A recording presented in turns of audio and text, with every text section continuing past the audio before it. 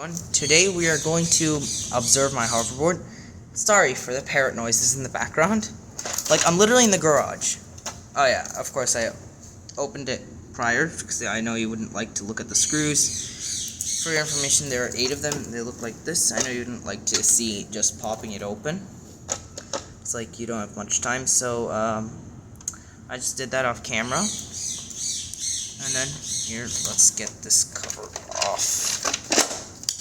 Okay, this screw has somehow done itself again. That's silly. And look at this.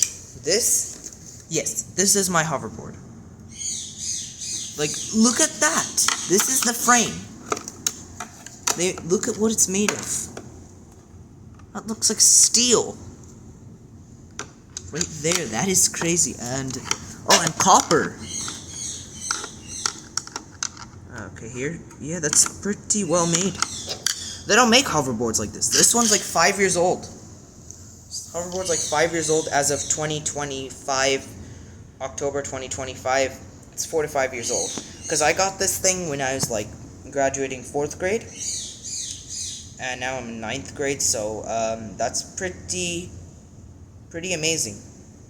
Pretty amazing how well built this thing is. I wonder what this battery is. Yeah, so I know this is a 6S lithium-ion battery. Like, I wonder what capacity. I'm assuming around 5,000 milliamp hours, but we're yet to find out what it actually is. Like, it's 4,000 to 5,000, maybe 6,000. That's my predictions, but we're yet to find out. But first, let's see. What? Huh? XT30U connector? Okay, excuse me? This is what it's using? Wait, how are we getting power to the other one? How are we getting power to the... Oh yeah, we have a second wire. So this is probably another XT30 connector in this half of the hoverboard with the key switch. Yes, you need keys to turn the hoverboard on. Like, you need to put the key in. Then give it a swift double turn to turn it on. Just hold it in, just keep it in one position to make it, okay, just me. See? Okay, let's turn it back over. Now, the problem is this battery is running low on capacity. This thing is not having much runtime anymore, and it even abruptly shuts off. And that's not any good.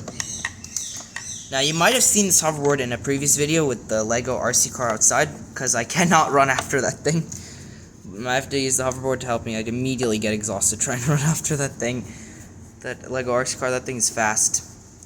I brought it up because that was the beeping in the background, but also, stay tuned for that RC car. We're not done yet. We've got work to do on that. Getting it moving like that was just the start of a shiny project. Okay, so after that foreshadowing, let's take a look at the battery. I'm sorry, what am I reading? What? 2.6 amp hours. Seriously, that's really bad. I mean, I guess I can predict that with the XT30 connectors, or XT30U connector, because these are like the updated version. A little more compact, like they're a bit shorter. And have this different handle design. I actually prefer the original one better. And in fact, I'm getting when I get XT30 connectors, I'm getting the original ones. I'm not getting the upgrade ones. Like, there's nothing wrong with them. There's no safety issue. They're still safe. In fact, the new ones are probably safer than the old ones, because they, instead of just use heat shrink, they also have a plastic cover here for the XT60 and 90 connector. But I think that's just a little too small for the XT30 connector. Plus, it's not going to handle too much heat, isn't it? Like, I mean, yeah, it's going to handle heat, but I don't think it's going to be through the same abuse as an XT90 connector. So that's probably okay, but like, I was expecting an XT60 connector. 1, not 2 XT30 connectors. So, yeah, and I just can't get over the motor wires. Like, these are the motor wires, and I'm not kidding. It's 3-phase motors, brushless motors, so it's going to be 1, 2, 3. So that is absolutely absurd how thin those are. For reference, what is this? Huh? Okay, where'd this capacitor come from? There's no way this came from the hoverboard. Oh, okay. I think I can. Oh, yeah. Did it really fall off the hoverboard? That might be accounting for some of the runtime issues. This capacitor, if it really fell out of the hoverboard. I did not expect that. 63 volts? Okay, is this thing charged? I better check. Oh, that thing was charged. Glad I didn't touch that and get zapped. Ah, yes, that's so much better knowing that it's not charged. Did it burn the screwdriver? Yeah, it's definitely not charged anymore. Well, I think that has been the rattling. Okay, so new discovery. Need to look into it further. Trying to see where it could have come out, but anyway. Oh, I think it might have been here. Yeah, it might have been there, but okay. Well, anyways, let's take a look. Seriously, look how thin those motor wires are. What can I get for reference as a scale? Okay, so I got a quarter for scale. It's like I cannot see the gauge written on the wires. It's not really obvious in any way. But I also got the garage open to see, like, to have better lighting, I should say. Okay, let's see what this. Look how thin those wires are. Oh, the camera's blurring everything. Seriously, camera, can't you understand that this is a thin thing? Yeah, that thing's tiny. Oh, well, God, that connector is really well connected. It's these connectors, though. Not these things. Why didn't they just use the 3.5mm gold-plated banana connectors instead of these, aluminum connectors, I would guess? They gotta save money somehow. If they want to make something good quality, they have to find a weak point for it. I think they found it already. 300 volts. Where's the gauge? Looks like it's smeared off. 200. What? These are 200 degrees C rated. These are not silicone. You might think these are silicone, but they're not. They're not the silicone copper wires that are very flexible and very soft and have very high ampacity that you'd see in RC cars and even my robots. But no, not this. It just feels regular insulation. How is it handling that much current and heat?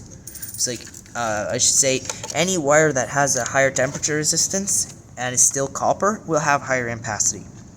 So if this is truly a copper wire from underneath it, then it already has higher ampacity than other wires, than regular ones. Let's take a look at the lighting. Using LED strips. Not bad. Oh, never mind. I thought it was starting to corrode, but that's just epoxy or whatever. Look at the way they mount the motor. Is that a shock absorber?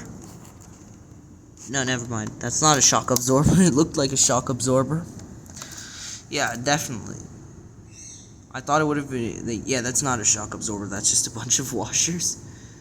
Yeah, those motor wires are tiny. Now, I didn't pop up the other side, as that's not where we want the battery. The battery I knew was going to be on this side after opening this side to replace the push button with a key switch for reasons. And then I find out that the battery is not there, so it automatically has to be here. It's not tethered to the hoverboard in any way. It's actually, like, it's in the hoverboard. It's not a weird hoverboard with a battery hanging out of it or something. And that makes sense. And sure enough, when we pop it open, here's the battery. Now, this battery needs replacement. That's why we're inspecting it. Now, we're not going to get the same battery. We're probably going to get a much stronger battery. We're getting at least 5,000 milliamp hours for this thing, because we're absolutely going to need it. A hoverboard that works hard really needs a bigger battery. Especially that this isn't just a hoverboard that I use for fun, but I use it to, like, carry stuff around. It's a very helpful thing. Yeah, and also, I'm thinking, let's inspect the motors. What do you think? Okay, I'll see how that will go off camera first. Side note, I took off one screw and it looks like this. But look at the condition of those tires. Sorry, they're all dirty, but the tires are ripping and they're bald. They literally have formed to the shape of the street from how bald they are. Look at the dirt coming off of it, too. Yeah, these tires would probably need replacement, but I'm not gonna do that. Because I don't think you just replace the tire. You're probably gonna have to replace the entire hub motor. And they probably don't make this model anymore. I don't even... Oh, okay, I just saw the brand, but I do not see the weight limit anymore.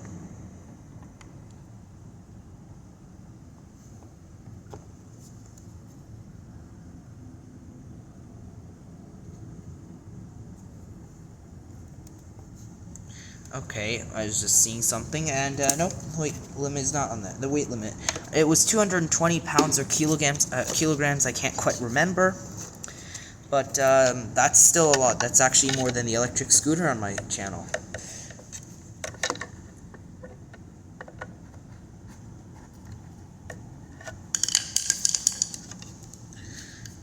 Okay, we're starting to get somewhere. Okay, I just made a new discovery. 200 watts. Honestly, I feel that's a little bit low, but that's also a surprise to me. 24 volts, 200 watts. Okay, I wonder what happens if I run it at 36 volts. I don't know if the electronics can handle that, but certainly I can find electronics that can handle it. 6.5 inches diameter. What's all this information? New discoveries are always made. This is why we like to explore stuff on this channel. I would have not known that unless I took it apart, because that's where it would not be exposed. I'll just resume this and we'll continue. Any other discoveries, we'll resume the video. Okay, got all the screws out, and yeah, it's not coming apart that easily. Are there any hidden screws? I don't think there are any hidden screws here. It's like this back panel is so loose. Where's the back panel that will come off? Oh my god, what I just saw. First of all, I had to get this other screwdriver involved, and now the motor's stuck. Great. But like, the windings are huge. There's no way. Look, did you just see the shine? That is one huge winding. There's no way. There is no way. But does the tire slip off? No, it does not. What? Oh, okay. New discovery. The thing is spring-loaded. Get it? Seems like some kind of spring is here. Or is it just bending? Yeah, there's something here that's springing. Okay. So it looks like we can't get into the motor. So I'll just put it back together. Okay, reassemble the motor and it spins just fine. Like, I wonder what gauge wire. This is 18 or 16 gauge wire on the XD30 connector, but I guess it doesn't really matter when the battery won't be used anymore. So I'll just keep using it until I can get the new battery, because I actually don't see that it's going to be cheap. 6S batteries are so expensive. Like, seriously, who can afford those things? I understand a lot of RC hobbyists do buy those things, but like, seriously, 10,000 milliamp hours. It's gonna be much more expensive. Like, even a small 6S battery is expensive. Like, that's just how they are. It's like, even if it's just 1,300 milliamp hours instead of 10,000, like my plans reach. I found the Z brand that I rely on because I know their quality is pretty good. I found they're selling on AliExpress a 22,000 milliamp hour battery, but there's no way I'm affording that kind of thing. That thing's just far out of budget. Things like so expensive, but like, I mean, I agree. It's 22,000 milliamp hours. I don't even know what needs that. Maybe a delivery drone, but that battery is pretty crazy. So let's stick with what I need, with at most 10,000 milliamp hours, because